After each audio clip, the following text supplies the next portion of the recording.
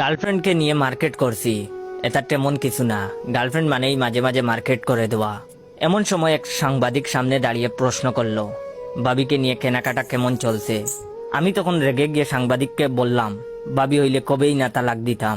সাংবাদিক আমার উত্তর শুনে মুখের কাছ থেকে মাউথ পিস সরিয়ে নিবে এমন সময় নিজেই উনার হাত থেকে মাউথ পিস কেড়ে নিয়ে বলা শুরু করলাম, ডিয়ার দেশবাসী, ভাই ও বোনেরা, গার্লফ্রেন্ড পালা আর হাতি পালা সমান কথা। আব্বার হাত পা ধরে 5,000 টাকা নিয়েছিলাম নিজে মার্কেট করব বলে, কিন্তু গার্লফ্রেন্ডকে কিনে দিতেই 4,000 টাকা শেষ। পায়ের সেরা স্যান্ডেল খুলে ক্যামেরার সামনে গিয়ে ধরে বললাম, এই যে দেখুন আমার স্যান্ডেলের অবস্থা। প্রত্যেক দিন ছিঁড়ে গেলে মুচির কাছে যাই সেলাই করতে। কালকে রাগ করে মুচি বলে দিয়েছে, ভাই দয়া করে তুই আমার স্যান্ডেলটা নিয়ে যা। তাও আর এই স্যান্ডেল আনিস না। গায়ে দেওয়া শার্টের কিছু অংশ উপরের দিকে তুলে ক্যামেরার সামনে ধরে বললাম, এই দেখুন বেল্টের জায়গাতেও রশি দিয়ে বেঁধেছি। অনেকদিন আগে প্যান্টের বেল্ট ছিঁড়ে গেছে,